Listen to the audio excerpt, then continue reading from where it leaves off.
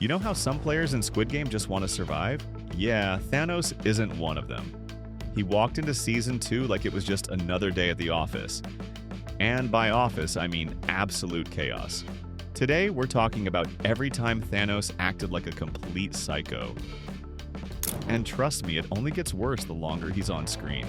Thanos first shows up in Squid Game looking like a washed-up rapper, just vibing and trying to flirt his way through the game. He's got that wild energy, trying to impress a girl while everyone else is just focused on survival. But things take a serious turn when the first player is eliminated, and Thanos reacts in a way that's totally off the wall. When the game's first casualty happens, boom, one player is out, the rest of the group is frozen in fear. They realize this isn't a joke, and it's for real. But Thanos? He doesn't freak out like everyone else. Instead of running for his life, he does something completely unexpected. He pulls out a hidden drug from his necklace. Yup, he's got a stash right there. Once Thanos pops the drug, his whole vibe changes. The fear and panic he had on his face just vanish. He goes from terrified to completely fearless, but in a really messed up way. The drug seems to give him a boost of confidence, but it also makes him lose any sense of decency. He starts acting out violently. He's no longer just trying to survive. He's out here attacking players with no remorse, no second thoughts. What makes this even crazier?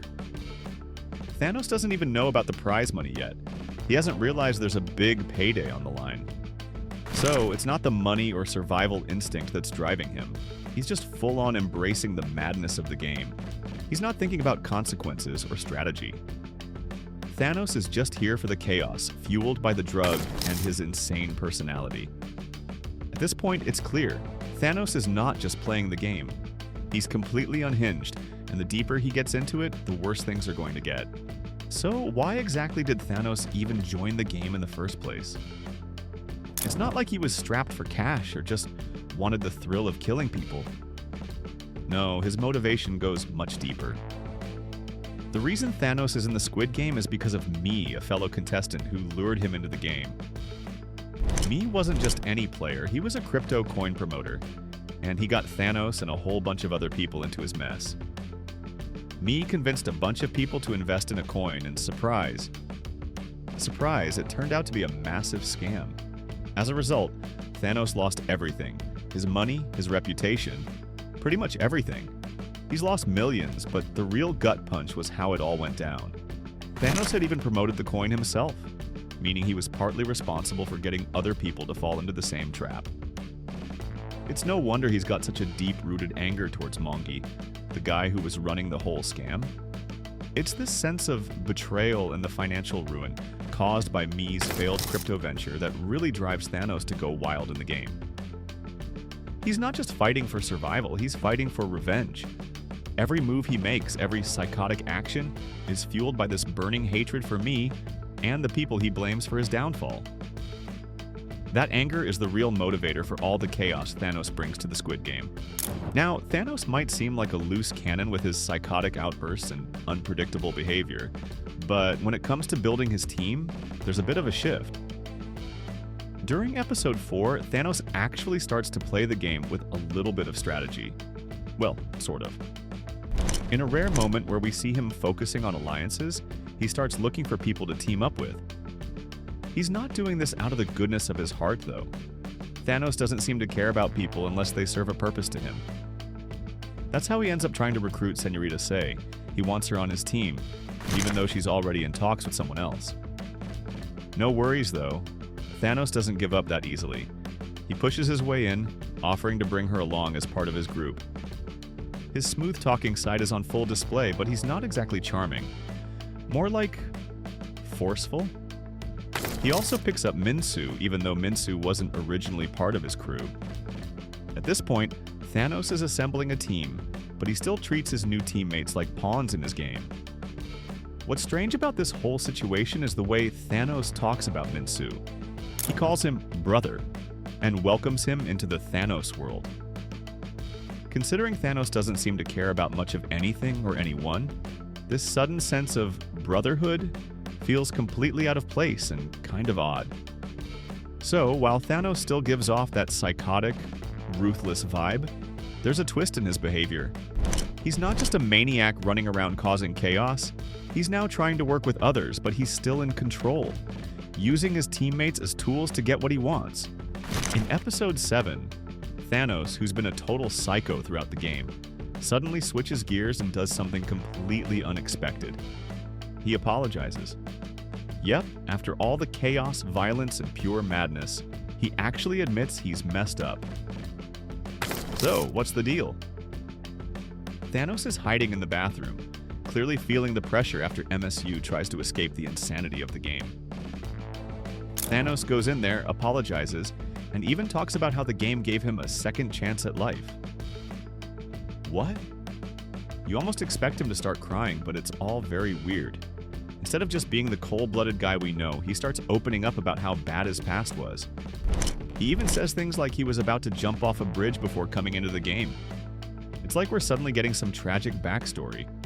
But this sudden moment of vulnerability doesn't last long.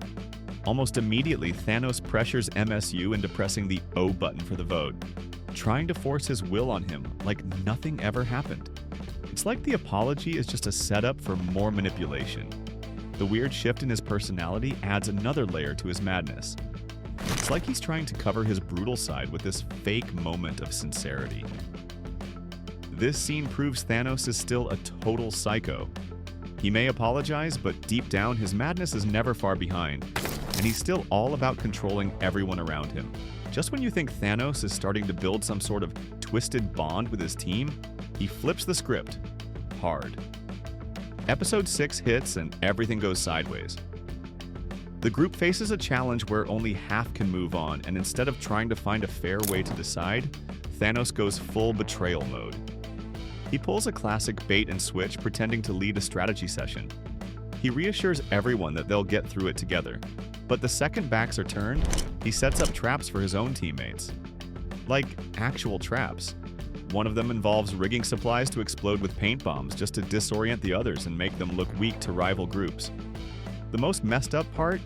He does it all with a grin, like it's just another prank. It's clear now that Thanos doesn't just enjoy the chaos, he needs it. He feeds off the confusion, the betrayal, and watching people turn on each other. Any trust his team had in him gets completely shattered, and from that point on, nobody's safe. Not even the people who thought they were his brothers. This moment seals it.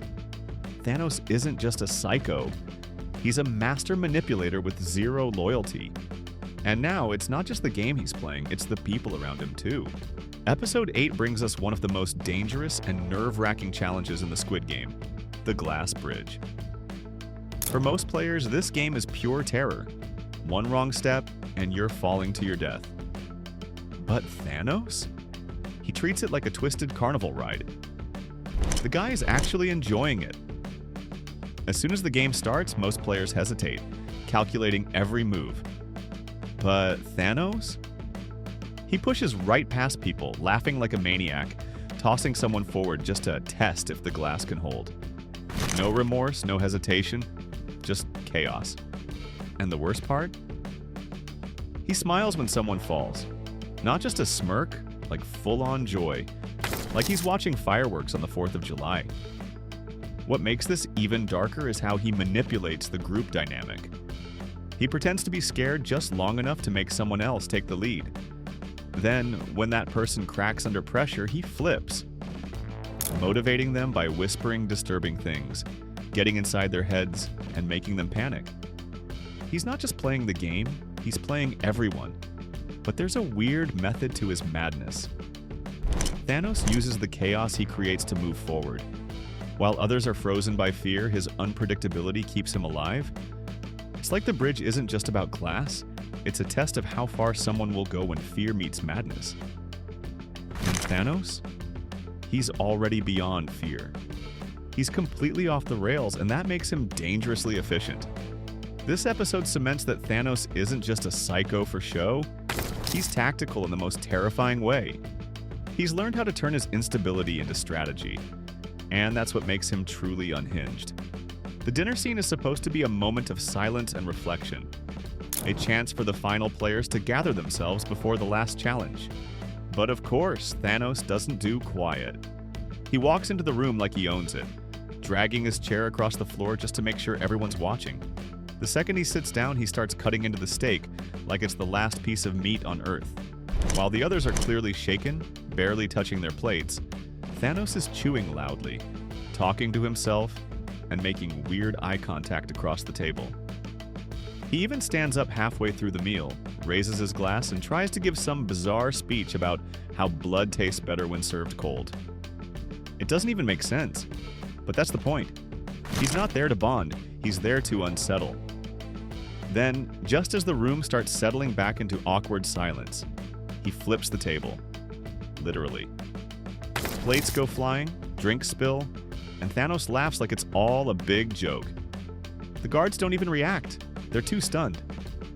But the message is clear. This man is done pretending to be part of the system. This scene is more than just a meltdown. It's Thanos making a statement.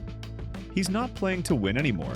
He's playing to dominate, to remind everyone that fear is the only rule that matters. And in that moment, he completely shatters the illusion of civility in the game. At this point in the game, most players are clinging to whatever sanity they have left. But Thanos? He's already crossed that line, then set the line on fire. Everything changes when he's brought into the infamous red interrogation room, a place where secrets are usually extracted. But instead of getting interrogated, Thanos flips the script entirely. The guards expect compliance.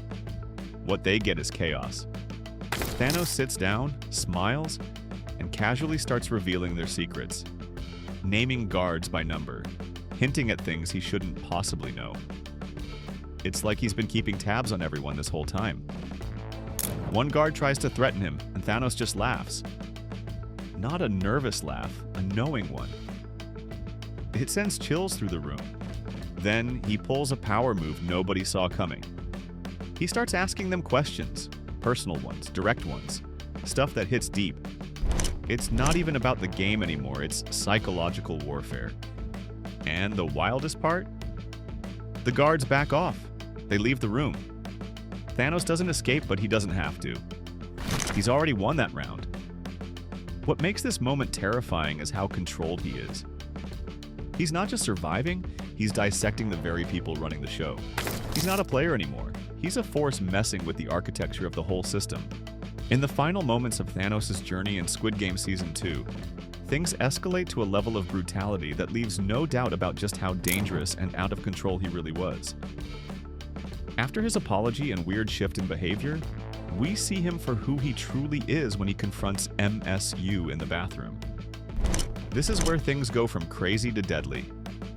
Thanos grabs MSU, forces him into a corner, and pressures him to press the O button for the vote. His eyes are full of anger and intensity, showing that even after all the chaos, he's still trying to manipulate everyone around him. But that's not the end. Right when things seem like they can't get worse, Thanos goes off the rails again. In a violent confrontation, Thanos starts a physical fight with Mongi, one of the other players. He overpowers him, and the violence escalates quickly. Thanos is on top of Mongi, strangling him without a hint of hesitation. At this moment, it's clear Thanos is completely out of control. Just when it seems like Thanos is going to finish him off, Mongi manages to stab him in the neck with a fork. This is the end of Thanos' reign of terror, and it's sudden and brutal. The way Thanos goes down feels fitting. His story ends just as violently as it lived, with no mercy and no remorse. His death sparks even more chaos between the X and O groups, showing just how much damage he'd caused during his time in the game. Thanos may be gone, but his legacy as one of the most psycho characters in Squid Game will never be forgotten. And that's the crazy journey of Thanos in Squid Game Season 2. From his wild introduction to his brutal end, he was definitely one of the most unpredictable and violent players in the game. His actions shocked everyone, and even though he's gone, the impact of his chaos is still felt. It's safe to say that Thanos took playing the game to a whole new, terrifying level. What do you think? Was Thanos one of the most psychotic characters you've ever seen in Squid Game? Let me know in the comments below. And if you enjoyed the breakdown, make sure to hit that like button and subscribe for more videos on your favorite characters and moments from Squid Game and beyond. See you in the next one.